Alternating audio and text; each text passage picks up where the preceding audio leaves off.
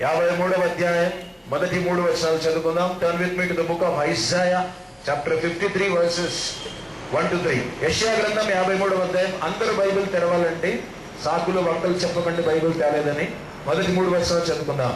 మేము తెలియజేసిన సమాచారం ఎవడు నమ్మెను? యెహోవా బాహు ఎవరికి బయలుపరచబడెను? లేక మొక్క వలెను ఎండిన భూమిలో మొలిచిన మొక్క వలెను అతడు ఆయన ఎదుట పెరిగాను. అతనికి స్వరూపమైనను సొగసైనను లేదు. మనం అతని చూచి అపేక్షించినట్లుగా అతని యందు స్వరూపము లేదు. అతడు తృణీకరింపబడిన వాడును, ఆయన మనుషుల వలన విసర్జింపబడిన వాడును, వ్యసన క్రాంతుడుగాను వ్యాధిని అనుభవించేవాడుగాను మనుషులు చూడ నల్లని వాడుగాను ఉండెను. అతడు తృణీకరింపబడిన వాడు కనుక మనం అతనిని ఎన్నిక చేయకపోతుమే. దేవుడి వాక్యం ద్వారా మనతో మాట్లాడును గాక.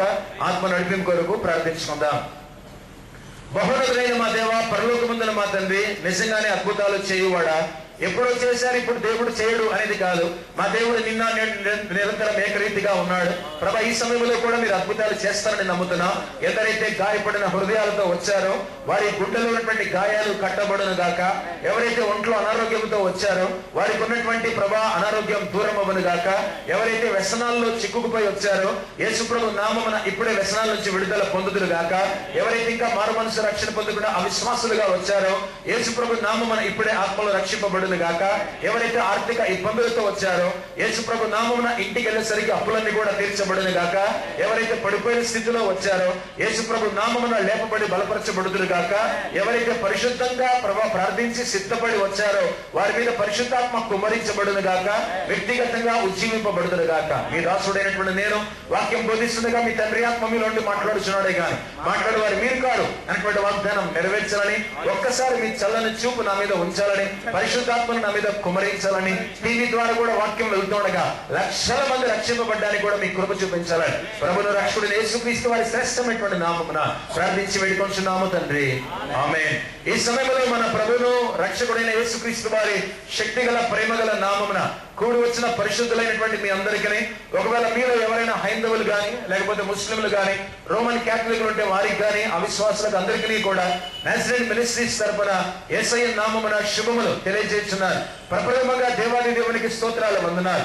తన కృపలో మనకు అనుగ్రహించిన నూతన దినాన్ని బట్టి, వారి మధ్యాంతర ఆరాధన స్తుతి సాక్ష్యము సందేశాన్ని బట్టి దేవుడికి వందనాలు. 10 సంవత్సరాలుగా ప్రతి బుధవారం కూడా తెల్లవారి 5 గంటలకు వెళ్లి 6 గంటల వరకు కూడా దేవుని కృప ఎన్నో సంవత్సరాలు మరి దేవుని సన్నిధిలో ప్రార్థిస్తూనే ఉన్నాం. ఈ రోజు కూడా ఉదయం నలుగురం ప్రార్థించాం. దేవుడు తన కృపలో మాలాంటి చిన్న గుంపు యొక్క ప్రార్థన విని ఇప్పుడు కూడా ఈ పరిచర్యను ముందుకు తీసుకొని వెళ్తున్నాడు. అందుని బట్టి దేవుడికి స్తోత్రాలు వందనాలు. గడిచినటువంటి వారం నేను మీకు ప్రమాణం చేశాను. ఇంట్రొడక్షన్ కేర్ఫుల్ గా మీరు వినాలని కోరుతున్నాను. ఇంత డీటెయిల్డ్ గా నన్ను క్షమించాలి. అన్ని సంఘాలను బహుశా మనం వినవేమో గాని దేవుడు ఒక వేదిక మనకు బుధవారం ఇచ్చాడు. దీన్ని నేను ఆసరాగా తీసుకొని దేవుని యొక్క వాక్యాన్ని బోధిస్తూనే ఉన్నాను. టోటల్ గా మనం ధ్యానించేటువంటి అంశమేమనగా Jesus in the old testament. పాత నిబంధన గ్రంథంలో యేసు ప్రభువారు 39 పుస్తకాల్లో ఏమై ఉన్నారో దాదాపు 1.5 సంవత్సరమో లేదా 2 సంవత్సరాల నుంచి మనం ధ్యానిస్తూనే ఉన్నాం. ఆదికాండం మొదలుకొని దేవుని కృప యెషయా గ్రంథం 53వ అధ్యాయం వరకు వచ్చాం. యెషయా గ్రంథం 49, 50వ అధ్యాయం లేదా 52వ అధ్యాయం, 53 అధ్యాయాల్లో యేసు ప్రభువారి యొక్క భౌతికమైనటువంటి శ్రమల గురించి రాయబడి ఉంది. కాబట్టి దేవుని బిడ్డలారా, పాత నిబంధనలో యేసు ప్రభువారు ఏమై ఉన్నారో, ముఖ్యంగా యెషయా గ్రంథంలో యేసు ప్రభువారు ఏమై ఉన్నారో దేవుడి యొక్క వాక్యాన్ని ధ్యానిస్తున్నాం. కాబట్టి ఈ నెలంతా కూడా కొన్ని వారాలు యేసు ప్రభువారు ఎలాంటి శ్రమలు, ఎలాంటి ట్రయల్స్ అన్ని కూడా ఎదుర్కొన్నారో ప్రతి చిన్న విషయాన్ని కూడా ఈ సాయంకాలం నుంచి మొదలుకొని దేవుడి కృప బోధించడానికి నేను సిద్ధపడే వచ్చాను. దేవుడు తన కృపలో నన్ను కనుగరించి మీ ఎదుట నిలవబెట్టి వాక్యాన్ని చెప్పేటువంటి అవకాశం ఇచ్చినందుకు తండ్రి అయిన దేవునికి తన అద్వితీయ కుమారుడైన యేసయ్య నామమున స్తుతులు స్తోత్రాలు పరిశుద్ధాత్మని యొక్క సన్నిధిలో ఈ సమయంలో నేను తెలియజేస్తున్నాను. ప్రభునందు ప్రేమైనటువంటి వాళ్ళరా, దేవుడికి స్తోత్రం. యెషయా గ్రంథం 53వ అధ్యాయం అద్భుతమైనటువంటి ప్రవచనాల్లో, అద్భుతమైనటువంటి నిజంగా అధ్యాయాల్లో పాత నిబంధన గ్రంథంలో ఉన్నటువంటి యెషయా గ్రంథం 53వ అధ్యాయం 1 అనేది గ్రహించారు. సో కేర్ఫుల్ గా వింటే గడిచినటువంటి వారం దేవుని బిడ్డలారా యేసు ప్రభువారి యొక్క శ్రమలను మనం ప్రారంభించాం యెషయా గ్రంథంలో. కాబట్టి ఈ సాయంకాలం ముందు కూడా ప్రతి శ్రమ కూడా మీతో పంచుకోవడానికి నేను ఎంతగానో సంతోషపడుతున్నాను. అలా వినండి. ఇది గుడ్ ఫ్రైడే సీజన్ ఏమాత్రం కూడా కాదు, లెంట్ సీజన్ ఏమాత్రం కూడా కాదు.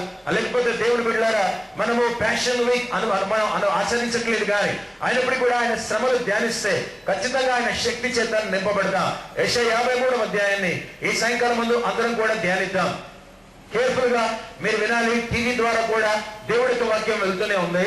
దేవుడి బిడ్డ 1200 సంవత్సరాలు అనగా యేసు ప్రభువు చనిపోయి తిరిగి లేచింది మొదలుకొని 12th century వరకు అనగా 1200 సంవత్సరాలు కూడా 1200 years.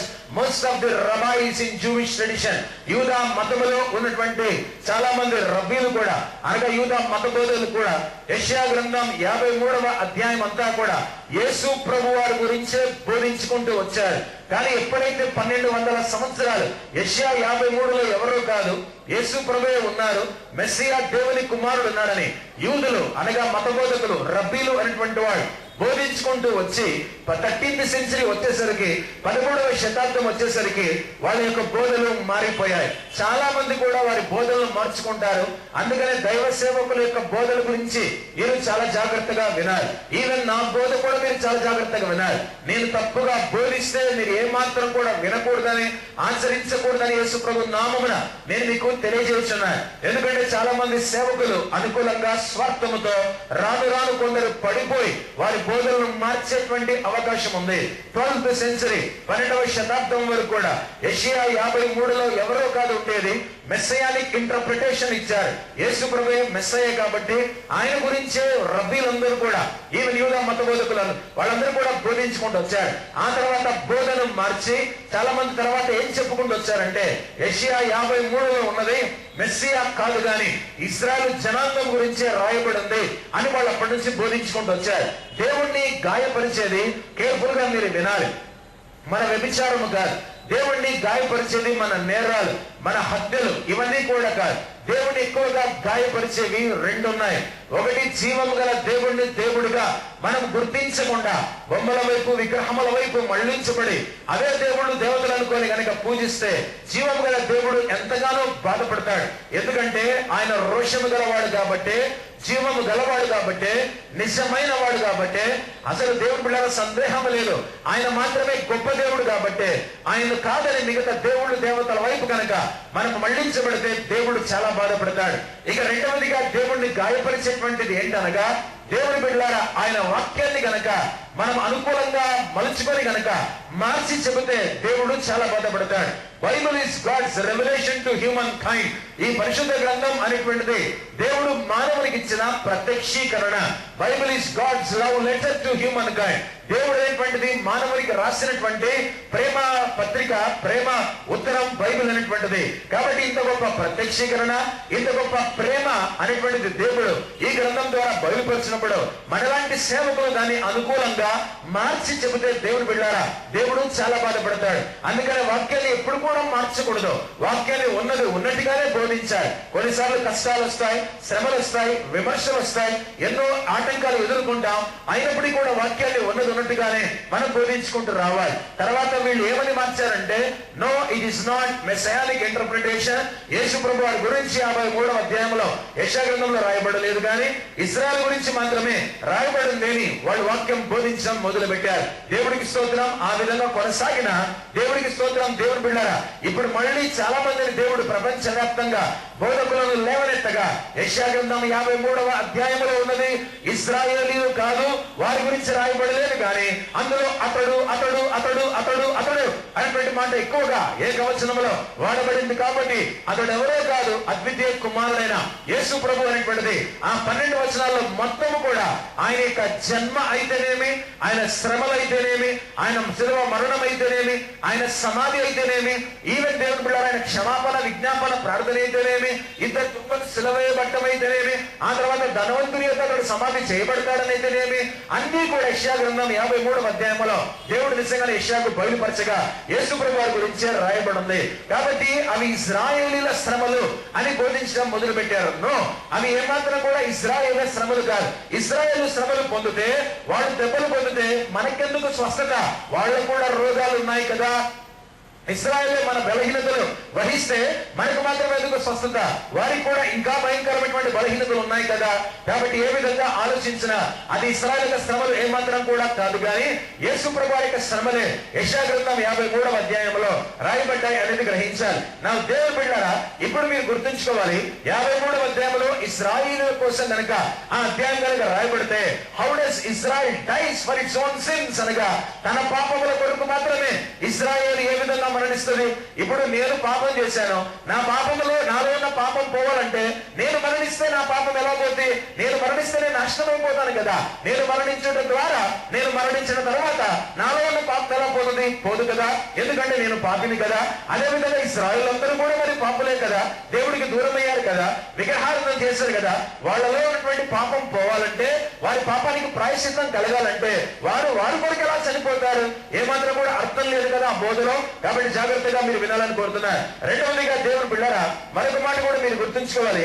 దేవుని బిడ్డలారా, యెషయా డిస్క్రైబ్స్ ఐజయా డిస్క్రైబ్స్ మెస్సాయా.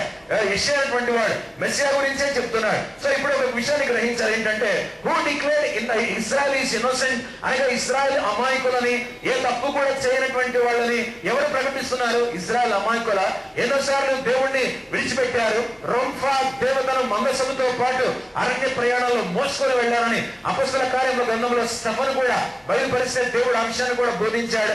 ఎన్నోసార్లు వాళ్ళు విగ్రహారాధన చేశారు, దేవుడి మీద తిరుగుబాటు చేశారు, దేవుని సేవకుల మీద తిరుగుబాటు చేశారు. How can Israel B innocent in Isaiah 53? ముమ్మాటికి ఇజ్రాయేళ్ల శ్రమల గురించి గాని, వారి అమాయకత్వం గురించి గాని, వారిలో ఏ పాపము లేదు అన్న విషయం గాని యెషయా 53లో రాయబడలేదు, గాని అది కేవలం యేసు ప్రభు వారి గురించే యెషయా గ్రంథం 53లో రాయబడిందని మీరు గుర్తుంచుకోవాలి. దేవుని బిడ్డలారా, 8వ అధ్యాయం 17వ వచనం, మత్తయి సువార్త, మార్కు సువార్త 15:28, లూకా సువార్త 22:37లో, ఆ తర్వాత యోహాను సువార్త 12:38లో, అపొస్తలుల కార్యముల గ్రంథంలో దేవుని బిడ్డలారా 27-48వ అధ్యాయంలో, మొదటి పేతురు పత్రిక 2వ అధ్యాయంలో, ఇదంతా కూడా చూస్తే టోటల్ గా 6 పుస్తకాల్లో క్లియర్ గా యెషయా గ్రంథం 53వ అధ్యాయంలో ఎవరు ఉన్నది అనగా కేవలం యేసు ప్రభు వారు మాత్రమే తప్ప ఇశ్రాయేలు ప్రజలు మాత్రం కూడా కాలేదని కొత్త నిబంధనలో 6 గ్రంథాలు క్లియర్ గా యెషయా 53లో ఉన్నది యేసు ప్రభు వారే అని తెలియజేస్తూనే ఉన్నాయి. అంత మాత్రమే కాకుండా ఈ విధంగా ప్రారంభించాడు, మేము తెలియజేసిన సమాచారం ఎవడు నమ్మినో అన్నాడు. ఎంతో చెబుతున్నాం ఈ సమాచారం, ఈ సువార్త ఎవరు నమ్ముతున్నారు? భారతదేశంలో ఎంతో మందికి చెబుతున్నాం. ఎవరు నమ్ముతున్నారు? సంఘంలో ప్రతి ఆదివారం కూడా విశాఖపట్నంలోనే ఒక 5,000 సంఘాలకు పైగా ఉంటే, ఆంధ్రప్రదేశ్ రాష్ట్రంలో ఎన్ని లక్షల సంఘాలు ఉన్నాయో ప్రతి ఆదివారం సంఘ కాపురులు బోధకులు బోధిస్తూనే ఉన్నారు. ఎంతమంది మారుమనసు పొందుతున్నారు? మనలాంటి నజరేత్ మినిస్ట్రీస్ తరఫున రెగ్యులర్ గా సువార్త మనం ఇప్పటికీ ఎన్నో వేల గ్రామాల్లో దేవుని కృపను బట్టి సువార్త ప్రకటించగలిగాం. ఎంతమంది యేసు ప్రభువును నమ్ముకుంటున్నారు? యెషయా యొక్క గుండెలో ఉన్న బాధ మొదటి వచనంలోనే స్టార్టింగ్ లో రాశాడు, మేము తెలియజేసిన సమాచారం ఎవరు నమ్మను? ఏంటా సమాచారం? దేవుని కుమారుడైనటువంటి యేసుక్రీస్తు ప్రభువారు ఈ లోకానికి రానై ఉన్నారు. బైబిల్లో నేను నిజంగా చెప్తున్నాను, పాత నిబంధన గ్రంథములో యెషయా గ్రంథములో కన్యక జన్మ యేసు ప్రభువారిని మొదలుకొని 1000 ఏళ్ల పరిపాలన వరకు రాసిన ఏకైక ప్రవక్త యెషయా మాత్రమే. నేను ఎందుకు ఈ మాట చెప్తున్నానంటే, నేను హెబ్రీ భాషలో మాట్లాడితే ఇజ్రాయెల్ దేశంలో ఉన్నవారు యూట్యూబ్ లో కనుక నా వాక్యాన్ని వింటే వాళ్ళు ఖచ్చితంగా యేసు ప్రభు నమ్ముకుంటారేమో, కానీ హెబ్రీ భాషలో పూర్తిగా నేను యొక్క దేవుని యొక్క వాక్యాన్ని బోధించలేను. ఆత్మను కుమ్మరిస్తే బహుశా నేను అన్ని భాషలైనటువంటి హెబ్రీ భాషలో మాట్లాడి ఇజ్రాయెల్ ప్రజలకు ఒక రోజున ఖచ్చితంగా సువార్త నేను యూట్యూబ్ ద్వారా అందిస్తానేమో. కానీ దేవుడికి స్తోత్రం, కేవలం ఇజ్రాయెల్ ప్రజలు ఇజ్రాయెల్ దేశంలో మాత్రమే లేరు, కానీ వేరే వేరే దేశాల్లో కూడా ఉన్నారు.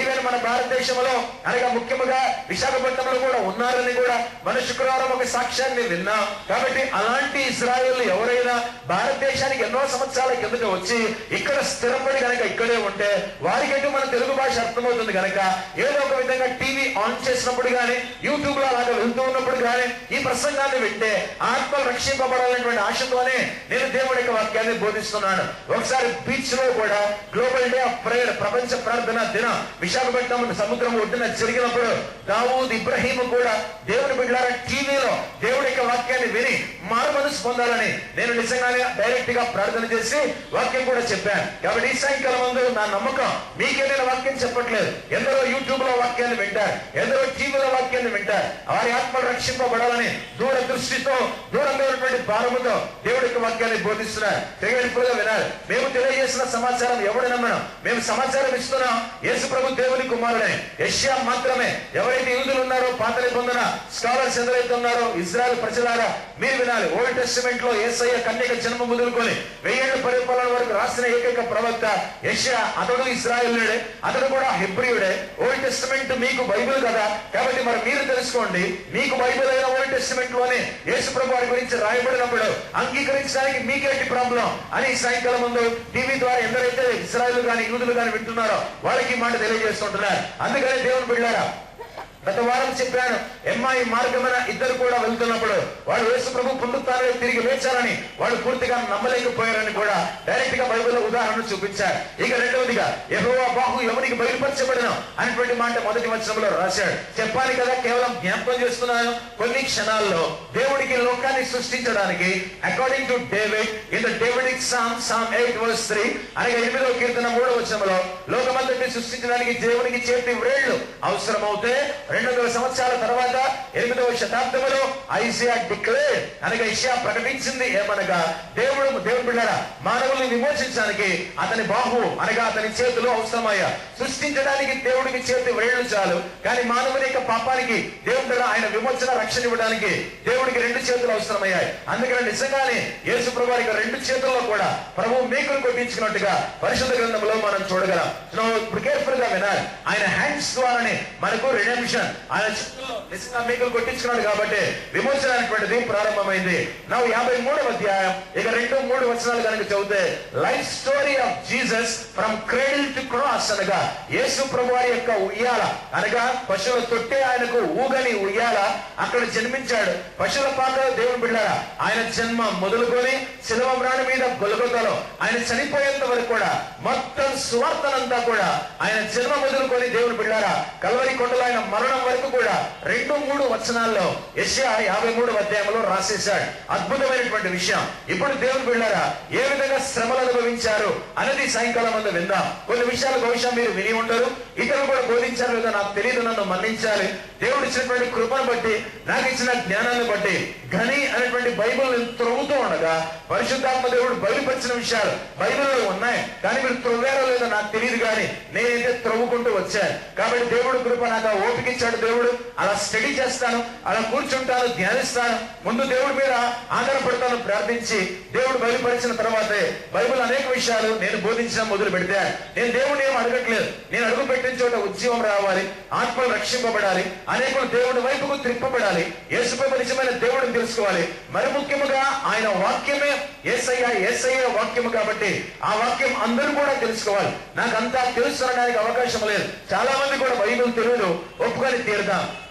ఆ రోజు రాత్రి ఏమైంది, అందరం కూడా మానసికంగా గెత్సేమనే అనేటువంటి తోటకు ప్రయాణమై వెళ్దాం. యేసు ప్రభు వారు దేవుని బిడ్డారా ప్రభు పళ్ళ అనగా పస్కా పండుగను ఆచరించిన తర్వాత నడుచుకుంటూ శిష్యులను తీసుకొని గెత్సేమనే అనేటువంటి తోటకు వెళ్ళారు. మార్గ మధ్యంలో ఆయన బోధించారు. గతంలో ఆల్రెడీ నేను బోధించాను. ఆయన ఏం బోధించారు? గెత్సేమనేకి వెళ్ళిన తర్వాత మీరు గుర్తుంచుకోవాలి, ఆయన ప్రార్థనలో గడుపుతున్నారు. ప్రార్థన అంతా కూడా మీకు తెలిసినటువంటి విషయమే. అతని చెమట రక్త బిందువులుగా మారుతుంది. కేర్ఫుల్ గా ఇటువైపు చూస్తే ఒక విషయం మీరు గ్రహించాలని కోరుతున్నాను. యేసు ప్రభు ప్రార్థిస్తుంటే రాత్రిపూట చెట్టు కింద ఆయనకు చెమట కారింది. ఎందుకు యేసు ప్రభు ప్రార్థిస్తుంటే చెట్టు కింద రాత్రిపూట చల్లగా ఉంటుంది వాతావరణం, రాత్రిపూట చెట్టు కింద యేసు ప్రభు వారు ఉన్నారు కాబట్టి చల్లగా ఉంటుంది వాతావరణం కనుక ఆయనకు మాత్రం చెమట కారుతుంది. అదే అటువైపున ఆ రాత్రి ఇంకా కొంచెం ముందుకెళ్తే రాత్రి మధ్యరాత్రి అయ్యే కొద్దీ వాతావరణం చల్లగా అవుతుంది కానీ వేడిగా అవదు. అలాంటిది పేతురు ఎందుకు దేవుని బిడ్డలారా చలి కాచుకోవడానికి వెళ్లి మంట దగ్గర కూర్చున్నారు. యేసు ప్రభుకేమో గెత్సేమనే తోటలో చల్లని వాతావరణంలో చెమట కారుతూ ఉంటే ఇంకొన్ని గంటలు గడిచిన తర్వాత అర్ధరాత్రి పూట పేతురుకి ఎందుకు చల్లేస్తుంది? ఎందుకెళ్ళి దేవుని బిడ్డలారా ఆయన మంట దగ్గర కూర్చున్నారు. అబీబ్ నిసాన్ నెల అనేటువంటిది ఇశ్రాయేలుకు ఉన్నటువంటి 12 నెలల్లో మొదటి నెల. అది మనకు ఏప్రిల్ నెల. నిజంగానే అప్పట్లో బాగా సూర్యుడు ఉంటాడు, ఎండ ఉంటుంది, ఆ తర్వాత వాతావరణం చాలా వేడిగా ఉంటుంది. యేసు ప్రభువారు ఆ సీజన్ లో మరి సిలువను మోసుకొని వెళ్ళారు. ఈయనకేమే గెత్సేమనే తోటలో చెమట కారుతుంది, మన పేతురికేమో చలేస్తుందా? ఈ కాంట్రాస్ట్, ఇంటి వ్యత్యాసం ఎందుకు పరిశుద్ధ గ్రంథంలో? ఎప్పుడైనా మీరు ఆలోచించారా? Why Jesus is hot and why Peter is cold? Yesu ప్రభు ఎందుకు వేడిగా ఆయన చెమట కారుస్తున్నాడు, ఆ చెమట రక్త బిందువులుగా మారుతుంది. పేతురు ఎందుకు ఆయనకు చలి పెడుతూ ఉంటే చలి కాచుకోవడానికి మంట దగ్గర కూర్చుంటున్నాడు. ఈయనకెందుకు వేడిగా ఉంది వాతావరణం, ఆయనకెందుకు చల్లగా ఉంది వాతావరణం, ఈయనకెందుకు చెమట రక్తముగా మారుతుంది, అతనికి ఎందుకు చల్లగా ఉన్నందుకు మంట చలిమంట కావాల్సి వస్తుంది అనేది ఒకసారి మీరు ఆలోచించారు. బైబిల్లో అన్నిటికీ కూడా ఆధారాలు ఉన్నాయి. అందుకని కేర్ఫుల్ గా వింటే తప్ప దేవుడి యొక్క వాక్యం మనం అర్థం చేసుకోలేం. యేసు ప్రభు గెత్సెమనీలో ఉన్నారు. ముగ్గురికి ఒక ప్రేయర్ సపోర్ట్ తీసుకున్నారు. స్టోరీ అంతా కూడా తెలిసిందే, బేస్ మాత్రమే తీసుకుంటున్నాను అంతే. ఆ తర్వాత ఈలోపు టెంపుల్ గార్డ్స్ వచ్చారు, రోమన్ సోల్జర్స్ వచ్చారు, యేసు ప్రభు వారిని బంధించారు. అంతా కూడా తెలిసింది. మొత్తం అక్కడ నుంచి తీసుకొని యేసు ప్రభు వారిని వెళ్ళారు. గెత్సెమనే తోట నుంచి ఇప్పుడు గొల్గొతా అనేటువంటి ప్రయాణం యేసు ప్రభు వారిది. గెత్సెమనే తోటలోంచే గొల్గొతాకు ప్రయాణం ప్రారంభమైంది. అది అర్ధరాత్రి వేళ. మొత్తానికి దేవుని బిడ్డలారా బయలుదేరి వెళ్తున్నారు. ఎక్కడికి రోమన్ సోల్జర్స్ కానీ లేదా ముఖ్యంగా టెంపుల్ గార్డ్స్ కానీ తీసుకొని వెళ్ళారనేది మీరు గుర్తుంచుకోవాలి. వీళ్ళ బంట్రోతులు వీళ్ళందరూ కూడా ఎక్కడికి తీసుకొని వెళ్ళారు అని అంటే అన్న అనేటువంటి అతని ఇంటికి తీసుకొని వెళ్ళారు. ప్రభువుకు ప్రియమైనటువంటి వాళ్ళారా, కేర్ఫుల్ గా మీరు వినాలి.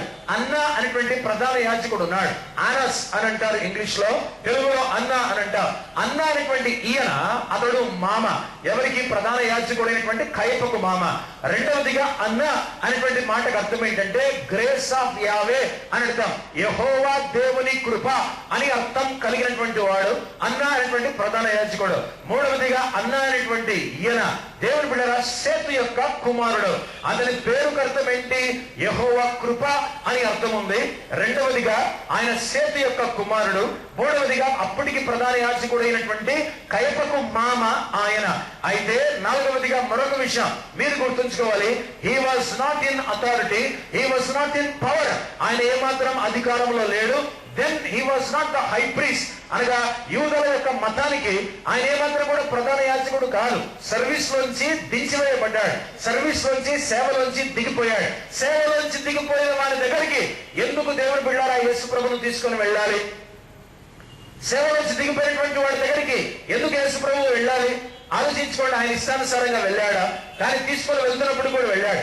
అక్కడే మీకు అర్థమవుతుందా? 53వ అధ్యాయంలో యెషయా రాశాడు, అతడు అన్యాయపు తీర్పును పొంది కొనిపోబడినటువంటి మాట. జాగ్రత్తగా మీరు వినాలి. ఎక్కడో కోర్టు ఉంది. దేవుడు బిడ్డలారా, నాకు సంబంధం లేని చోట నేను ఎందుకు కోర్టుకి వెళ్ళాలి? ఎవరో ఏదో చేశాడు, నాకు సంబంధం లేని చోటికి నేను ఎందుకు వెళ్ళాలి? అదే విధంగా అన్న అనేటువంటి వాడు అధికారంలో లేడు, అతని దగ్గరికి ఎందుకు యేసుప్రభును తీసుకొని వెళ్ళాడు? అన్యాయ తీర్పు అనేటువంటి జరుగుతుంది. అయినప్పుడు కూడా యేసుప్రభు వారు నోరు తెరవకుండా అన్నింటినీ కూడా భరించుకుంటూనే వస్తారు. నా కేర్ఫుల్ గా మీరు వినాలి. Then why this trial?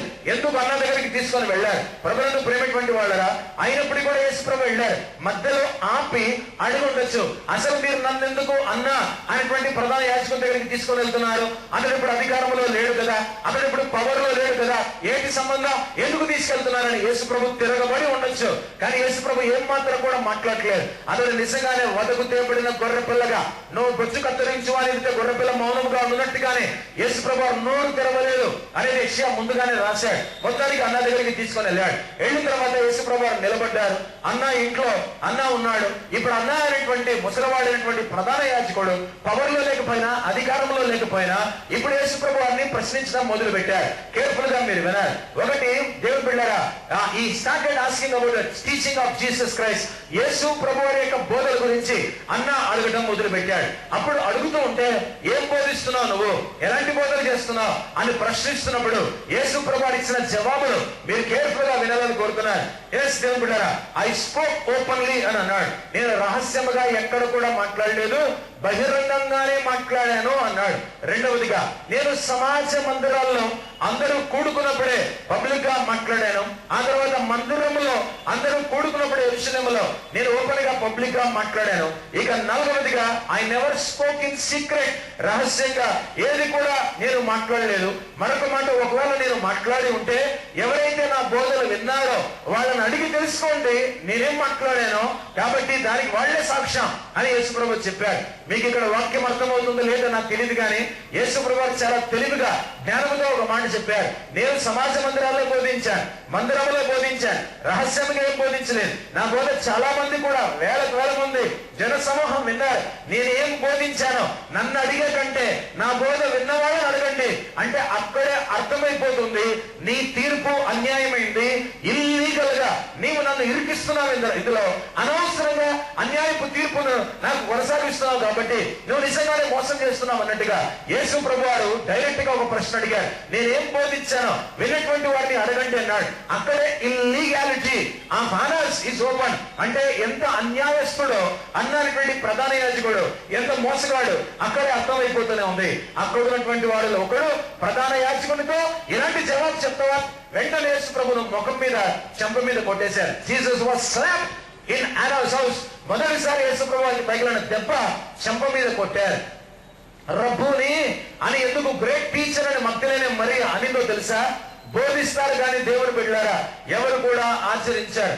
ఒక చెంప మీద కొడితే మరొక చెంప చూపించమని కొన్ని సంవత్సరాల కిందట, దాదాపు 3 సంవత్సరాల కిందట కొండ మీద ప్రసంగం మీద లేదా ఇతరులతో యేసు ప్రభు వారు బోధించారు. నిజంగానే ఇప్పుడు ఒకటి చెంప మీద కొట్టాడు, మరొక చెంప యేసు ప్రభు చూపించడం కాదు, మొత్తం దేహమంతా కూడా వాళ్ళకు అప్పగించాడు.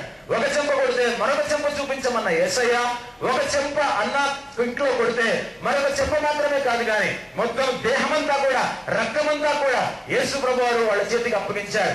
ఎంత గొప్ప బోధకుడు అండి! ఎందరో బోధిస్తున్నారు, ఎవరు ఆచరిస్తున్నారండి? ఓపెన్ గా చెప్పుకున్నా, నాకు ఒక గుహలో దేవుడు ప్రత్యక్షీకరణ ఇచ్చాడు, బయలుపరిచాడు, ఒక గ్రంథాన్ని రాసేశాడు.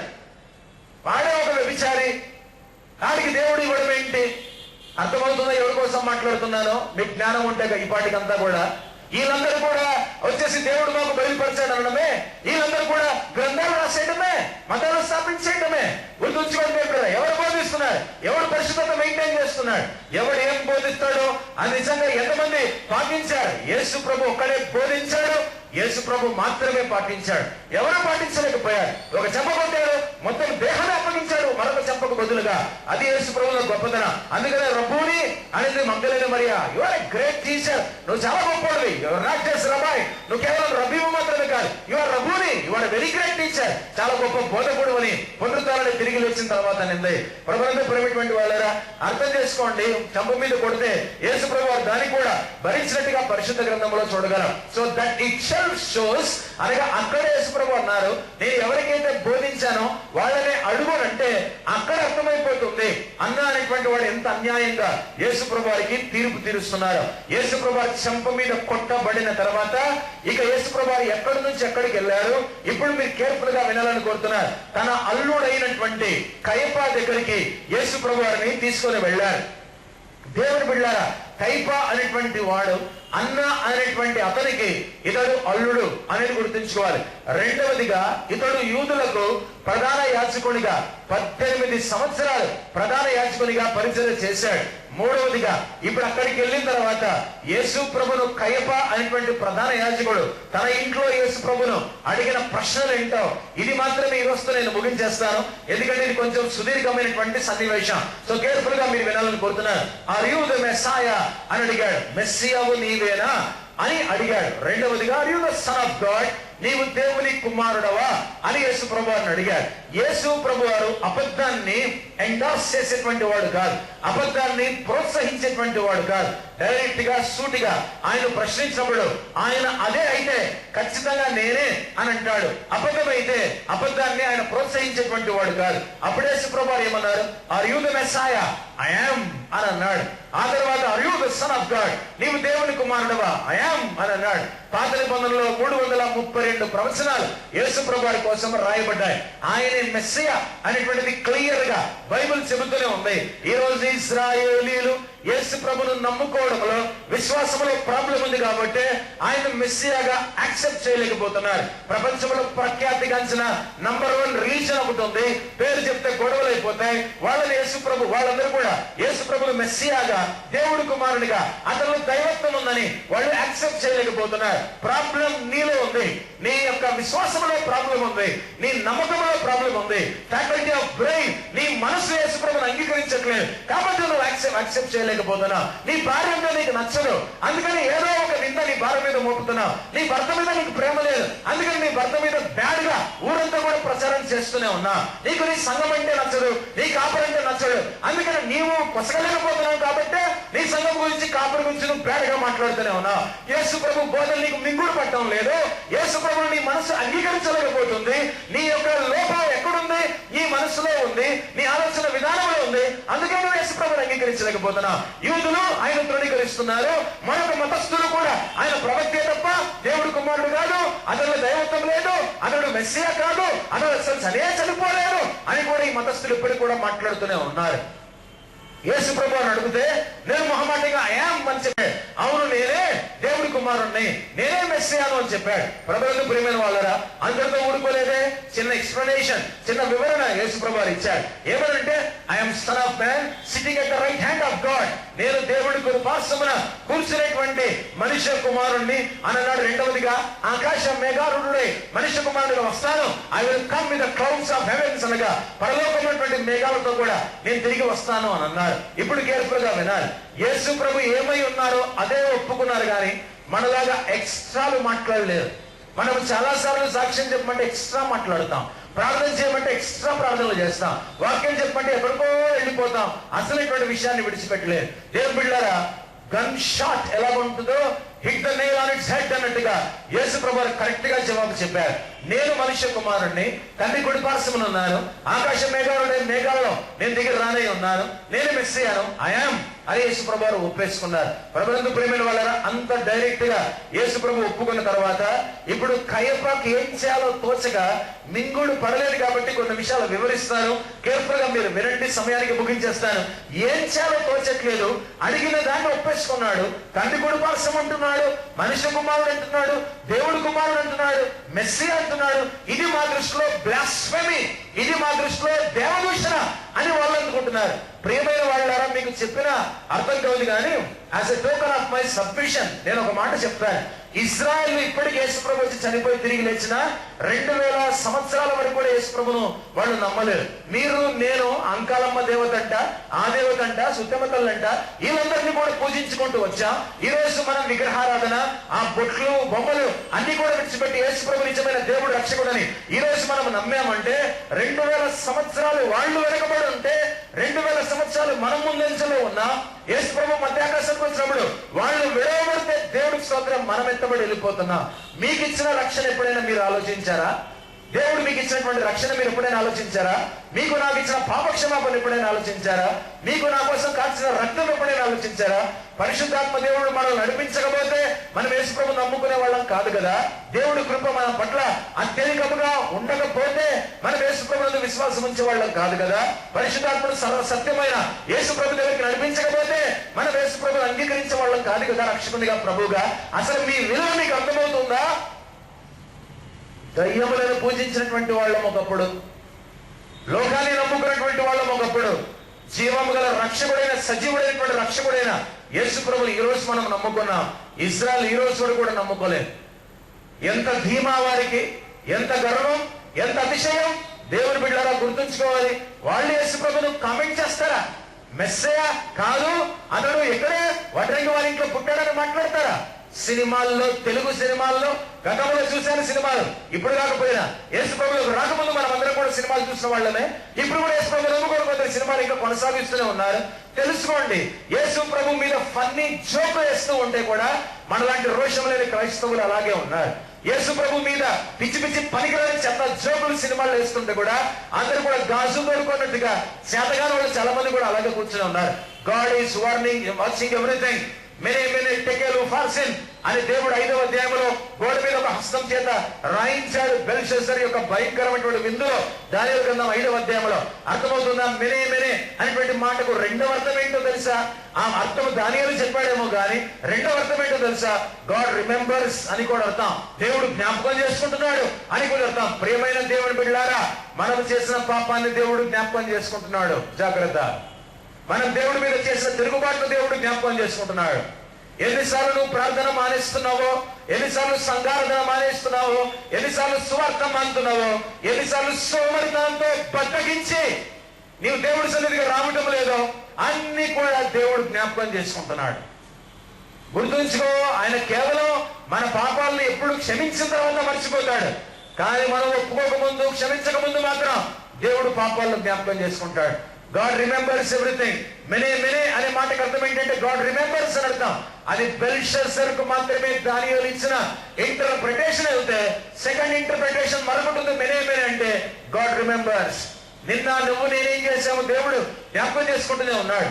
ఎన్నిసార్లు తిరుగుబాటు చేశాం జ్ఞాపకం చేసుకుంటూనే ఉన్నాడు. సువార్త ఎగ్గొట్టాం, ప్రార్థన ఎగ్గొట్టాం, తెల్లవారి ప్రార్థనలకు రావట్లేదు, దేవుడి సన్నిధికి రావటం లేదు, ఇక్కడ ఆరాధన జరుగుతుండగా బయట తిరుగుతున్నాను, దేవుడు అంతా కూడా జ్ఞాపకం చేసుకుంటూనే ఉన్నాడు. అందుకని దేవుడు బిడ్డలారా, ఇక్కడ కూడా దేవుడు జ్ఞాపకం చేసుకుంటూనే ఉన్నాడు. ఓ యూదులారా, ఓ తెలుగు దేశంలో ఉన్నటువంటి ఓ యూదులారా, ఇశ్రాయేలులారా, మా భారతదేశంలో ఉన్నటువంటి యూదులారా, మీకై ఈ వాక్యం ఈ సాయంకాలం ముందు టీవీ ద్వారా మీ ప్రాబ్లం ఉంది యేసు ప్రభువుని అంగీకరించడంలో.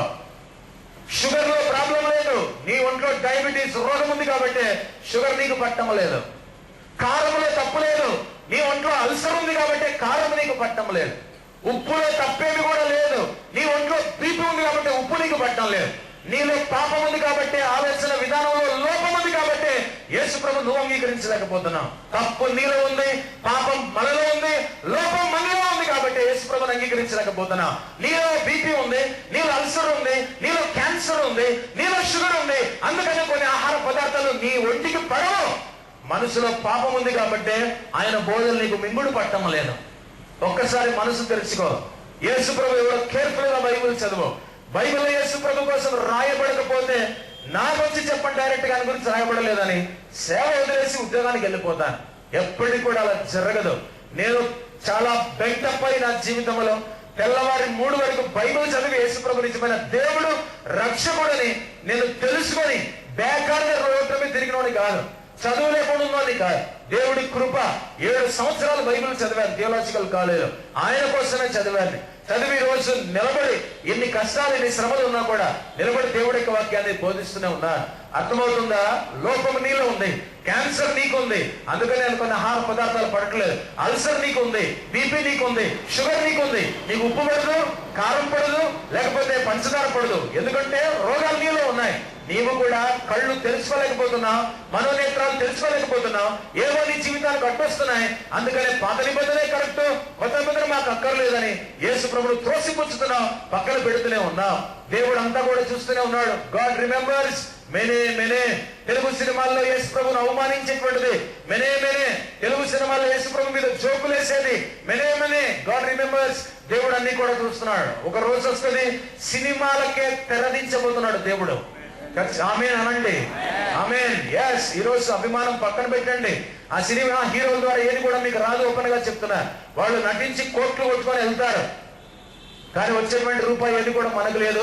సమాజానికి సినిమా హీరోలు ఎవరు కూడా ఉపయోగపడరు.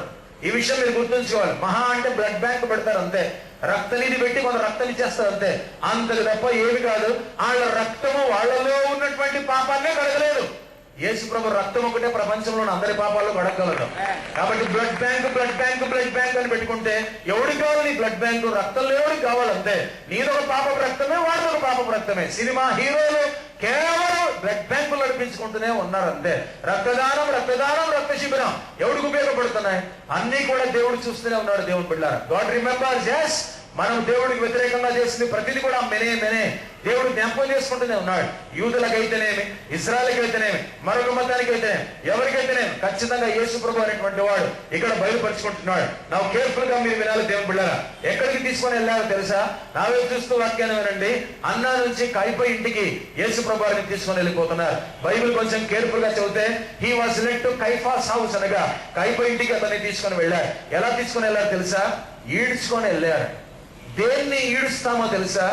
కుక్క కనుక మాట వినకపోతే గొంతుకు బెల్ట్ వేసి, బెల్ట్ కు మెడేసి రావే అని దాన్ని లాక్కొని వెళ్తాం. గొర్రె పిల్ల కనుక వధించడానికి తీసుకొని వెళ్తుంటే అది రాకుండా ఉండి కాళ్ళ చేత వెనక్కి వెళ్తుంటే రాని గొర్రె పిల్లలు గట్టిగా ఈడ్చుకొని వెళ్తాం. వధించడానికి గొర్రె పిల్లని ఈడ్చుకొని వెళ్తాం. యేసు ప్రభు రాను అనట్లేదు. ఆయన నిజంగానే స్వచ్ఛందంగా లోబడి నడుచుకుంటూ వస్తున్నాడు. కానీ వాళ్ళు మాత్రం ఆయన ఈడ్చుకొని వెళ్తున్నారు.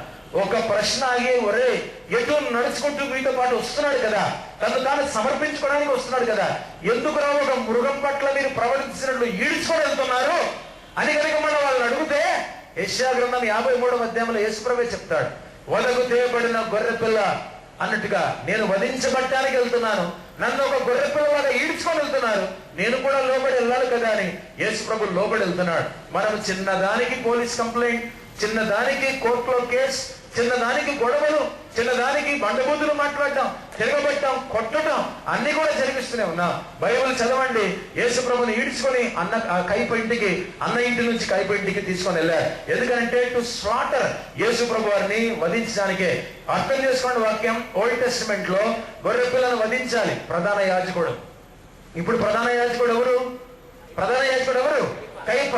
కాబట్టి కైప దగ్గరికి దేన్ని ఈడ్చుకొని వెళ్తున్నారు? దేవుని గొర్రె పిల్ల అయిన యేసు ప్రభుని ఈడ్చుకొని వెళ్తున్నారు. ఓల్డ్ టెస్టిమెంట్ లో యాజకుని దగ్గరికి గొర్రె పిల్ల ఏ విధంగా వెళ్తుందో నిజంగా యూద మతానికి ప్రధాన యాజకుడు కైప కాబట్టి కైప ఇంటికి యేసు ప్రభుని ఈడ్చుకొని వెళ్తూనే ఉన్నారు. దేవుని గొర్రె పిల్ల ఈడ్చుకొని పోబడుతూ ఉంది అర్ధరాత్రి వేళ కైప ఇంటికి. ఎంత భయంకరం దేవుని బిడ్డలారా. ఆ కమిట్మెంట్ కానీ లేకపోతే ఆ హ్యూమిలిటీ కానీ మనకి ఎక్కడికి ఒకసారి మీరు అర్థం చేసుకోవాలి. ఆ విధంగా ఈడ్చుకొని వెళ్ళిపోయిన తర్వాత అడిగాడు ఇంట్లో ప్రశ్న, are you the Messiah, are you the son of God? దేవుని కుమారుడవా, మెస్సాయవా? ఐ యామ్, నీవన్నంటే తండ్రి కుడి పార్శ్వమున మనుష్య కుమారునిగా కూర్చుంటాను, మేఘారుడునై ఆకాశపు మేఘాల్లో నేను దిగి వస్తాను అన్నాడు. వెంటనే ఏం చేశాడు? కేర్ఫుల్ గా మీరు బైబిల్ వినాలి.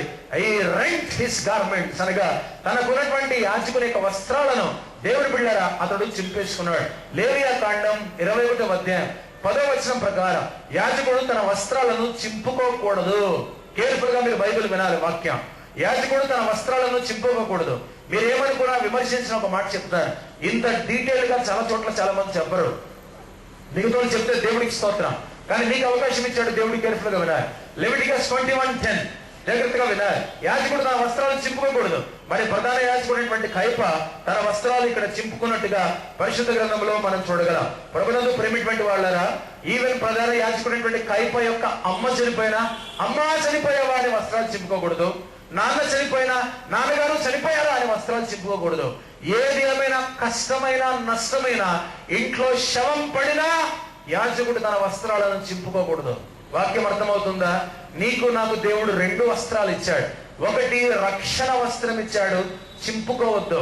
2 యాజక వస్త్రం ఇచ్చాడు, పరిచర్య వస్త్రం, చింపుకోవద్దు. మనలో చాలా మంది కూడా నేను ఎరుగుతాను. కల్వరి బ్యాప్టిస్ట్ చర్చ్ లో నేను సంఘ కాపరిగా పనిచేస్తున్నప్పుడు దేవుని బిడ్డలు ఇక్కడే నగర్లో ఉన్నటువంటి ఒక ఆవిడ, టోటల్ ఫ్యామిలీ యేసు ప్రభుని నమ్ముకొని వచ్చాయి. కొంచెం కష్టాలు వచ్చాయి, కొన్ని శ్రమలు వచ్చేసాయి. వదిలేశారు చర్చని, వదిలేశారు దేవుణ్ణి, మళ్ళీ బొట్టు పెట్టుకున్నారు. రోడ్డు మీద ఆవిడ నాకు కనిపించింది. కార్ ఆపి గ్లాస్ దించి కావాలని ఆవిడ అడిగాను, ఏమైందండి మీకు? కుటుంబం అంతా కూడా యేసు ప్రభుని నమ్ముకున్నారు, అన్ని కూడా విడిచిపెట్టారు, కల్వరి సంఘానికి వచ్చారు, ఇంతగా దేవుడిని ఆరాధించారు, సువార్తలో పాల్గొన్నారు, స్కిట్స్ లో పాల్గొన్నారు, మా ఇంటికి ప్రేయర్స్లకు వచ్చేటువంటి వాళ్ళు. ఏమైపోయింది మీకు? ఎందుకు మళ్ళీ వెనక్కి వెళ్ళిపోయారు? మళ్ళీ బొట్టు ఎందుకు పెట్టేసుకున్నారు? జవాబు లేదు ఆవిడ దగ్గర. నేను మానేశానండి అనుకోవాలి. వాళ్ళ ముఖం తిప్పుకొని నాకు ముఖం చూపించగలేక వెళ్ళిపోయింది. నాగటి మీద చేయి వేసి వెనక్కి తిరిగి చూసేవాడు పాత్రుడు కాడు. దేవుని బిడ్డలు ఒక మాట చెప్తున్నా, మీరు వింటున్నారో లేదో నాకు తెలియదు, మీ మనసాక్షికే తెలియాలి. ఏదైనా విశ్వాసంతో ముందుకెళ్ళాలి. విశ్వాసం లేకుండా ఏది జరగదు. విశ్వాసము కేవలం పరిచర్యకు మాత్రమే కాదు, ఆత్మీయ జీవితానికి విశ్వాసం కావాలి, సేవకు విశ్వాసం కావాలి, కుటుంబానికి విశ్వాసం కావాలి, వ్యక్తిగత జీవితానికి విశ్వాసం కావాలి, పెళ్లి చేసుకోవాలన్న విశ్వాసం కావాలి, చదువుకోవాలన్న విశ్వాసం కావాలి, ఆర్థిక ఇబ్బందులు దూరం అవ్వాలన్న విశ్వాసం కావాలి, రోగాలు దూరం అవ్వాలన్న విశ్వాసం కావాలి, కుటుంబ సమస్యలు దూరం అవ్వాలన్న విశ్వాసం కావాలి, దయ్యాలు దూరం అవ్వాలన్న విశ్వాసం కావాలి, వ్యసనాలు దూరం అవ్వాలన్న విశ్వాసం కావాలి, సేవలు వాడబడాలన్న విశ్వాసం కావాలి, అన్నిటి కూడా విశ్వాసం కావాలి. ఈవెన్ పాప క్షమాపణ, మారు మనసు రక్షణ పొందాలన్నా యేసు ప్రభునందు విశ్వాసం కావాలి. విశ్వాసం లేకుండా ఏది జరగదు. అమ్మ చనిపోయినా చింపుకోకూడదు, నాన్న చనిపోయినా చింపుకోకూడదు.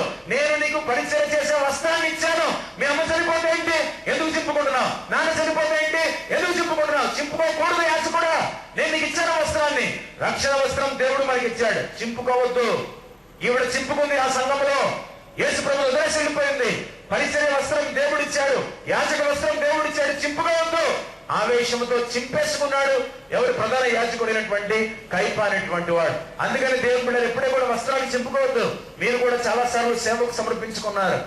మీరు ప్రార్థనకు రాకపోతే వస్త్రాన్ని చింపుకుంటున్నారు, సేవకు రాకపోతే వస్త్రాన్ని చింపుకుంటున్నారు, సువార్త ప్రకటించకపోతే వస్త్రాన్ని చింపుకుంటున్నారు, సంఘంలో పాల్గొనకపోతే వస్త్రాన్ని చింపుకుంటున్నారు, దేవుడు మీకు ఇచ్చిన పరిచయం చేయకపోతే వస్త్రాన్ని చింపుకుంటున్నారు. అలా చింపుకోవడానికి వెళ్ళే బైబిల్ కేర్ఫుల్ గా మీరు వినాలని కోరుతున్నారు. ఎవరు ఈ విధంగా చింపుకుంటూ వచ్చారు?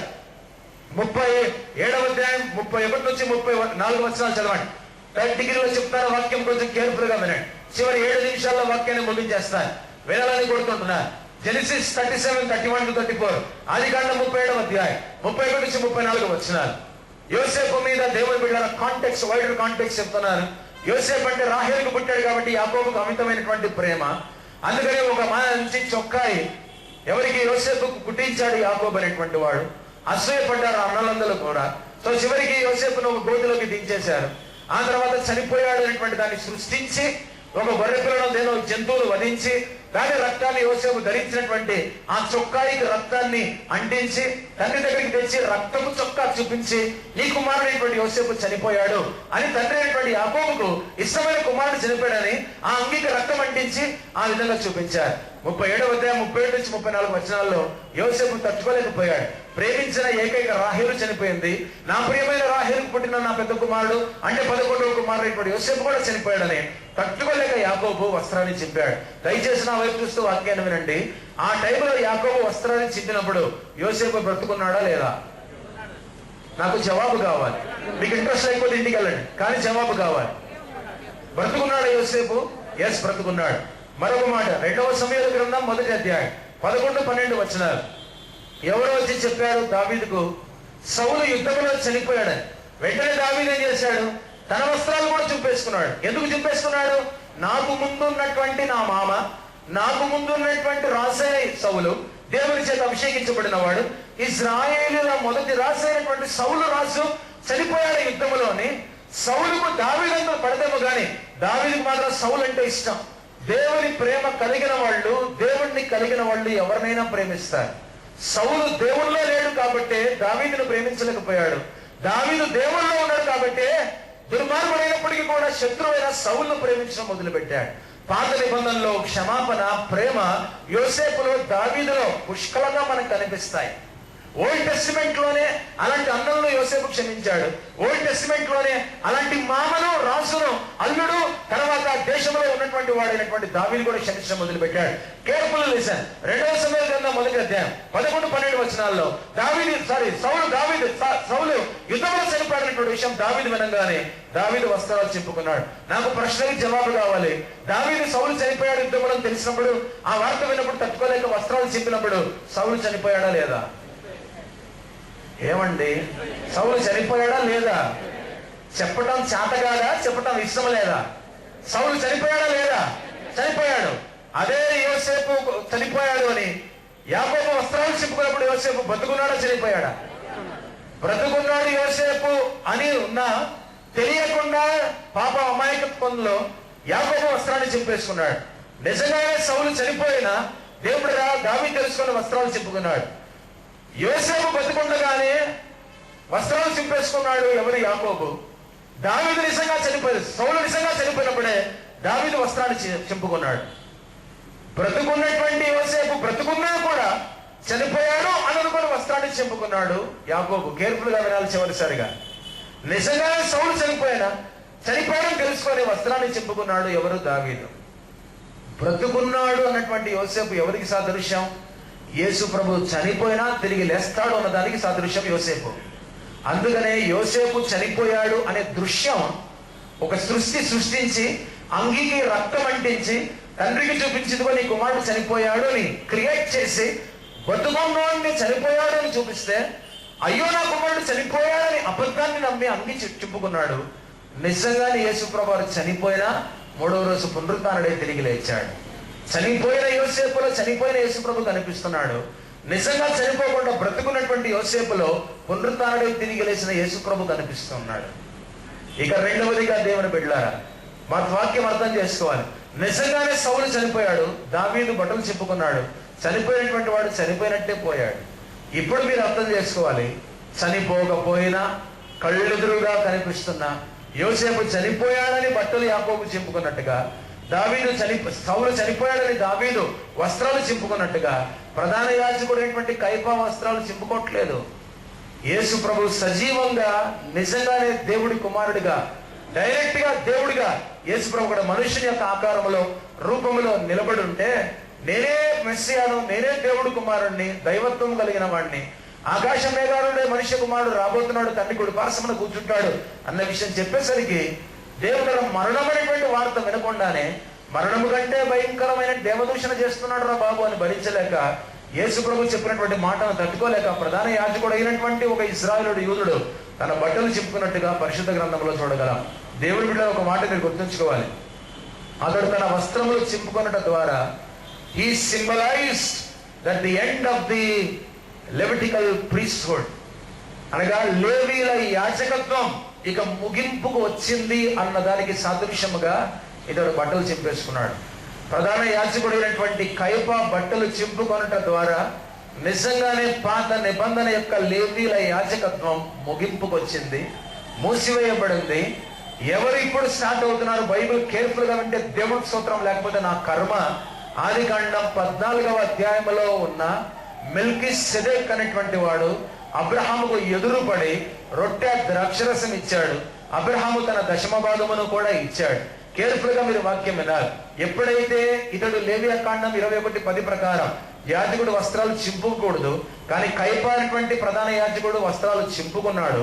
మనిషి చనిపోతే చింపుకోలేదు, అమ్మ చచ్చిపోతే చింపుకోలేదు, నాన్న చచ్చిపోతే చింపుకోలేదు, వాళ్ళ మామ పవర్లోంచి దిగినా కూడా చింపుకోలేదు. యేసు ప్రభు నిజంగా సత్యం చెప్పి, నేనే దేవుడి కుమారుణ్ణి, నేనే మిస్ అయ్యాను, నేనే మనిషి కుమారుణ్ణి, మేఘాలతో దిగొస్తానంటే సత్యము జీర్ణించుకోలేక ఈ కయప అనేటువంటి వాడు చింపుకున్నాడు. ప్రభునందు ప్రియమైన వాళ్ళారా, అలా చింపుకున్నట ద్వారా ఓల్డ్ టెస్టిమెంట్ లో కేర్ఫుల్ గా వినాలి, అహరోనుతో ప్రారంభించబడినటువంటి లేవీల వ్యవస్థలో ఉన్నటువంటి యాజకత్వం ఈతను బట్టలు చింపుకునడం ద్వారా లేవీల యాజకత్వం అనేటువంటిది పూర్తిగా ముగించబడి మెల్కీసెదెకు యాజకత్వం మొదలైంది. అహరోను చనిపోయాడా? నిరంతరం ఇప్పటికీ బతుకుతున్నాడా? చనిపోయాడు. అహరోను తర్వాత వచ్చినటువంటి తన కుమారులు కూడా చనిపోయారా? ఇప్పటికీ బ్రతికొండి యాజకత్వం చేస్తున్నారా? చనిపోయారు. వాళ్ళ తర్వాత వచ్చిన మీదుగా యాజకులందరూ కూడా చనిపోయారా? ఇప్పుడు కూడా బతికే ఉన్నారా? రైట్. మొదటి రాజులు, రెండవ రాజుల గ్రంథం ప్రకారం దావీదు కాలంలో ఉన్న యాజకులు కూడా బతుకున్నారా? ఇప్పటికీ చనిపోయారా? చనిపోయారు. ప్రధాన యాజకుడైనటువంటి అన్న అనేటువంటి వాడు చనిపోయాడా? బతుకున్నాడా? అతని అల్లుడైనటువంటి ప్రధాన యాజకుడైనటువంటి కయప చనిపోయాడా? బ్రతుకున్నాడా? చనిపోయాడు. ప్రధాన యాజకుడైనటువంటి యేసు ప్రభు బ్రతుకున్నాడా? చనిపోయాడా? చనిపోయి తిరిగి లేచి నిత్యము బ్రతుకుతూనే ఉన్నాడు. ప్రతి యాజకుడు ప్రధాన యాజకుడు చచ్చిపోయాడు, కానీ ఎదుగో ఈ ప్రధాన యాజకుడు ఖచ్చితంగా చనిపోయి తిరిగి లేస్తాడని Levitical priesthood has come to an end. వాక్యం అర్థమవుతుందో లేదో? లేవీల యాజకత్వం ఇతడు వస్త్రములు చింపుకోవడం ద్వారా అది ముగింపు వచ్చింది. మెల్కీసెదెకు యాజకత్వం ప్రారంభమవుతుంది. కేర్ఫుల్గా గమనించాలి.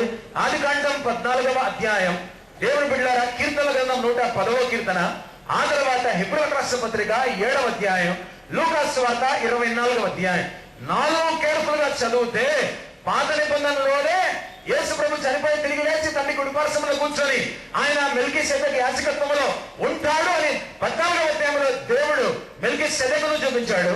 110వ కీర్తనలో దావీదు రాశాడు, నిరంతరం మెల్కీసెదెకు ఆ క్రమంలో యాజకత్వం చేస్తాడు అని. హెబ్రీయులకు రాసిన పత్రిక 7వ అధ్యాయంలో రాయబడి ఉంది, మెల్కీసెదెకు యాజకత్వం నుంచి వచ్చిన వాడు ఆయనే. అసలు యేసు ప్రభు మెల్కీసెదెకు అని హెబ్రీ 7లో రాయబడి ఉంది. లూకాసు వార్త 24లో రాయబడి ఉంది, ఆయన లేచిపోయి తండ్రి యొక్క కుడి పార్శ్వమున ఆశీనుడైనండి. 4 కలపండి బైబిల్ విడదీయడానికి వీల్లేదు. బుద్ధి లేని వాళ్ళు కొందరు పాత నిబంధన కావాలి, కొత్త నిబంధన అక్కర్లేదు. బుద్ధి లేని మరికొందరు కొత్త నిబంధన కావాలి, పాత నిబంధన అక్కర్లేదు. సృష్టికర్తైన దేవుడిని పక్కన పెట్టి రక్షణకర్త యేసు ప్రభువుని మాత్రమే తీసుకుంటే ఎలాగా? కాబట్టి ఈయన ఎక్కడి నుంచి వచ్చాడో, ఈయన రూట్స్ ఏంటో కూడా మనకు వేర్లు తెలియాలి కదా. పాత నిబంధన గ్రంథంలో దేవుడు ఆత్మస్వరూపుడు కదా, కొత్త నిబంధన గ్రంథంలో అదే దేవుడు మానవ అవతారం ఎత్తి లోకానికి వచ్చాడు కదా. ఎప్పుడైతే వస్త్రములు చింపుకున్నాడు దేవుని బిడ్డారా, ఆ లేవీయుల యాజకత్వం ముగింపుకు వచ్చింది. ఇప్పుడు మీరు వినాలి, మెల్కీసెదెకు యాజకత్వం ప్రారంభమైంది. చివరిగా 1 నిమిషం చెప్తున్నారు, కేర్ఫుల్ గా మీరు వినాలి. ఎవరి మెల్కీసెదెకు? చాలా మంది అడుగుతూనే ఉన్నారు. మెల్కీసెదెకు కేర్ఫుల్ గా మీరు వినాలి. ఈ మెల్కీసెదెకు అనేటువంటి వాడు, మెల్కీసెదెకు అనగా ప్రిన్స్ ఆఫ్ రైచియస్నెస్ అని అర్థం, నీతికి రాజు అని అర్థం. మెల్కీసెదెకు అనగా షాలేము రాజు అని అర్థం.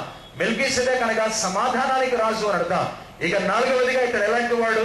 నో బిగినింగ్ నో ఎండ్, ఇతనికి ఆది గాని అంతము గాని ఏమాత్రం కూడా లేదు. బుక్ ఆఫ్ హీబ్రూస్ హెబ్రీయులకు రాసిన పత్రిక 7వ అధ్యాయం చెప్తుంది, he was a picture of Jesus Christ. పాత నిబంధన గ్రంథంలో 14వ అధ్యాయం ఆది కాండంలో ఉన్న మెల్కీసెదెకే యేసు ప్రభువుకి సాదృశ్యం. ఆది కాండం 14వ అధ్యాయం ఇస్ ఈక్వల్ టు హెబ్రీయులకు రాసిన పత్రిక 7వ అధ్యాయం. దాన్ని సపోర్ట్ చేసింది 110వ కీర్తన. కాబట్టి ఆ మెల్కీసెదెకు నిరంతరం యాజకత్వంలో ఉన్నవాడు ఎవరో కాదు, ప్రభువైన యేసుక్రీస్తే. అహరోను మొట్టమొదటి ప్రధాన యాజకుడు మొదలుకొని యేసు ప్రభు కాలంలో బాప్తిసం ఇచ్చి యోహాను తండ్రి అయినటువంటి జకర్యా వరకు కూడా ఉన్న యాజకులు, ప్రధాన యాజకులు అందరూ చచ్చిపోయారు. యేసు ప్రభు కూడా చనిపోయారు, సమాధి చేయబడ్డారు. 3వ రోజు పునరుత్థానుడై తిరిగి లేచి మరణానంతరం పునరుత్థానం అయిన తర్వాత ఆరోహణమయ్యాక ఇప్పుడు ప్రధాన యాజకత్వాన్ని యేసు ప్రభు చేసుకుంటున్నారు, జరిగిస్తూనే ఉన్నారు. అయిపోయింది వాక్యం. గన్ షాట్ లాంటి ఒక మాట చెప్తాను వినండి. మిమ్మల్ని ప్రశ్న అడుగుతున్నాను. యాజకుడు లేవియాకాండం 21:10 ప్రకారం వస్త్రాలు చింపుకోవచ్చా, చింపుకోకూడదా? చెప్పండి దయచేసి. చింపుకోకూడదు. ప్రధాన యాజకుడైన కయప వస్త్రాలు చింపుకున్నాడా? ఎస్, చింపుకున్నాడు. యేసు ప్రభు ఇప్పుడు నిజం చెప్పండి, అబద్ధం మీకు నమ్మకపోతే వద్దు, కానీ నమ్ముతూ ఒక మాట చెప్పండి. ఇప్పుడు యేసు ప్రభు తండ్రి కుడి పార్శ్వమున మన కొరకు విజ్ఞాపన చేస్తున్న ప్రధాన యాజకుడా? ఎస్ సార్ ఉన్నాం. లేవియాకాండం 21 ప్రకారం వస్త్రాలు చింపుకోవచ్చా, చింపుకోకూడదు. అందుకనే మత్తయి 27, మార్కు 14, 15, ఆ తర్వాత లూకా 23, యోహాను 19:18లో యేసు ప్రభు వస్త్రాలు చింపకుండా, చినిగి వేసుకోకుండా, వాటికి చీట్లు వేసి చింపకుండా పంచిపెట్టారు. ఆ యాజకుడు ఫెయిల్ అయ్యాడు, ఈ యాజకుడు సక్సెస్ అయ్యాడు. అందుకని అతని వస్త్రాలు చింపబడలేదు. నేను చనిపోయాక ఏముంది? ఒక మాట చెప్తాను. ఈ వ్యక్తి ఎవరి గురించి చెప్తానో ఫీల్ అవుతారు. ఈ వ్యక్తి చనిపోయాడు. చనిపోకముందు మంచి యవ్వనంలో ఉన్నాడు, మంచి సూట్ కొన్నాడు, వర్సేస్ సూట్ కొన్నాడు, లేదా రీడెన్ టైలర్ అసలు మీటరే 1,50,000. 5 మీటర్ల సూట్ లెంగ్త్ కొన్నాడు 7.5 లక్షలు పెట్టి. అది కుట్టడానికి 10,000 రూపాయలు ఇచ్చాడు. 7,60,000 ఖర్చు పెట్టుకుని సూట్ కొన్నాడు, సాయంకాలం ఫంక్షన్కి వేసుకోవాలని. సడన్ గా యవనస్తునికి హార్ట్ అటాక్ వచ్చింది, చనిపోయాడు. 7,60,000 పెట్టి నా కుమారుడు సూట్ కొన్నాడు కదా, ఆ కుమారుడు సూట్ వేసుకోకుండానే చనిపోయాడని తల్లిదండ్రులు ఏం చేస్తారు? ఆ కుమారుడు చనిపోతున్నప్పుడు ఎక్కడ లేని గ్రాండ్ సమాధి చేయాలని ఆ కుమారుడు కుట్టించుకున్నటువంటి 7,60,000 ఖరీదు చేసే సూట్ దేనికి వేస్తారు? శవానికి వేస్తారు. ఆ కుమారుడు కొన్నాడు, ఇష్టంతో కొన్నాడు కాబట్టి, ఇష్టపూర్వకం కొన్నాడు కాబట్టి ఆ కుమారుడికే తొడిగిద్దాం ఆ బట్టలు అని చెప్పి శవానికి పాపం బట్టలు తొడిగించి 7,60,000 ఖరీదు చేసే సూట్ నా కుమారుడు వేసుకోవాలి శవమైన అని, అది ఎందుకు పనికి రాకపోయినా సమాధులు పెట్టి చేస్తూనే ఉన్నారు. దాన్ని చింపరు, జ్ఞాపకార్థంగా కుమారుని ఇసుక శవానికి తొడిగిస్తున్నారు. శవానికి అర్థం చేసుకోండి వాక్యం. బ్రతుకున్న ప్రధాన యాజకుడు అమ్మ చనిపోకపోయినా, నాన్న చనిపోయినా, కారణమే లేకుండా ఆవేశంతో దేవదూషణాన్ని డైరెక్ట్ గా దేవుడు దిగొచ్చి చెప్తుంటే నేను దేవుడిని దేవదూషణ చేస్తున్నాడని దేవుడిగా తిరుగుబాటు చేసి వస్త్రాలు చింపేసుకున్నాడు. కానీ దేవుడి స్తోత్రం, అదే యేసు ప్రభు ప్రధాన యాజకత్వం చేయబోతూ ఉండగా అతని వస్త్రము చింపడానికి రోమా సైనికులకు చేతులు రాలేదు, అంత ధైర్యం రాలేదు. అందుకని ఇతని వస్త్రాలు, అప్పటికి యేసు ప్రభు వస్త్రం ఎలా ఉందో తెలుసా? ఒంటి మీద అంతా రక్తమే. I'm I right are wrong? పిలాతు ప్రెటోరియంలో ఆడవాళ్ళు నైటీ ఇలా తీసినట్టుగా మనము కూడా మన డ్రెస్సులు కొనిసే పైకి ముఖం మీద మెడ మీద నుంచి ఇలా తీసేసినట్టుగా యేసు ప్రభు వారి యొక్క వస్త్రం నిలువటానికి సీమ్లెస్ గార్మెంట్ ఒక కుట్టి ఉంటుంది కాబట్టి ఇలా తీసేశారు పైకి. మొత్తం ఒంటి మీద అంతా కూడా దెబ్బలు కొట్టారు. మళ్ళీ ఆ అంగి ధరించారు. అంగి తీసేసినప్పుడు శరీరం బాగుంది. అంగి వేసినప్పుడు శరీరం ఏమైంది? 15 కొరడా దెబ్బలు ముందు, 24 కొరడా దెబ్బలు వెనక. ముఖాన్ని గుద్దేశారు. తల మీద ముళ్ళ కిరీటం. ముఖం పచ్చడి అయిపోయింది. Space was smart. ముఖం మీద నుంచి ఇలాగా దింపుకుంటూ ఉంటే నిలువటంగి ముఖానికి ఉన్న రక్తము మెడ చుట్టూ రౌండ్ నెక్ ఉన్నటువంటి రక్తం అంతా కూడా రౌండ్ నెక్ ఇక్కడ అంటింది. ఇలా వేసుకున్నప్పుడు ఈ కొరడా దెబ్బలు, వెనకున్న కొరడా దెబ్బలు, కింద ముందు పైన అంతా కూడా రక్తమే. ఇప్పుడు ఆ వస్త్రం ఏమైంది? రక్త సిక్తమైపోయింది. చివరికి రక్తం నిష్కంపు కొడుతుంది, దీన్ని తీసుకుని వెళ్ళడం ఏంటి అనుకోలేదు అని ఆ వస్త్రాన్ని చింపకుండా రోమా సైనికులు చీట్లు వేసుకొని పంచుకున్నారు. వాక్యం అర్థమవుతుందో లేదో? ఏ మాత్రం మలినము, మచ్చ, డాగు, మురికి లేనిటువంటి ప్రధాన యాజకుడు తన వస్త్రాలు చింపుకుంటే రక్తముతో కూడినటువంటి యేసయ్య వస్త్రాలు ప్రధాన యాజకుడు కాబోతున్నాడు కాబట్టి పరోక్షంగా వాళ్ళకు తెలియకుండా ప్రధాన యాజకుడైన యేసయ్య వస్త్రాలు చింపకుండా చీట్లు వేసుకొని పంచుకున్నారు. యేసయ్య వస్త్రాలు చింపుకుంటే ప్రధాన యాజకుడు చేయటానికి అర్హుడు కాడు. ఇప్పుడు కూడా ఈ ప్రధాన యాజకుడైన కయప డిస్క్వాలిఫై అయిపోయాడు, అనర్హుడు అయిపోయాడు ప్రధాన యాజకుడిగా ఉండడానికి. వాళ్ళ మామ పదవిలోంచి దించివేయబడితే అల్లుడైనటువంటి కయప ఆవేశంతో చింపుకొని అతడే నిజంగానే అనర్హుడైపోయాడు దేవుని యొక్క సేవ చేయడానికి. యేసయ్య పాపము లేకుండా, కల్ముషము లేకుండా, కపటము లేకుండా, నీతిమంతుడై ఉండి, నిరపరాధి ఉండి, రక్త సిక్తమైనటువంటి కంపు కొడుతున్న నీసికంపు రక్తం యేసు ప్రభు మరణించి సమాధి చేయబడితే నిజంగా ఆ వస్త్రం చింపివేయబడకుండా అనర్హుడు కాకుండా ఒకవేళ ఆయన వస్త్రమే కనుక చింపేసుకుంటే ఆయన పనికిరాడు, వస్త్రం పనికిరాదు. అందుకని ఆయన వస్త్రం చిరిగిపోకుండా చీట్లు వేసుకొని ఎవరో దాన్ని పంచుకొని తీసుకొని వెళ్ళిపోయారు. దేవుని బిడ్డలారా, ఇక చివరికి యేసు ప్రభు చనిపోయి తిరిగి లేచారు. మహిమ వస్త్రాలతో పైకి వెళ్ళిపోయి ప్రధాన యాజకత్వాన్ని చేస్తున్నారు.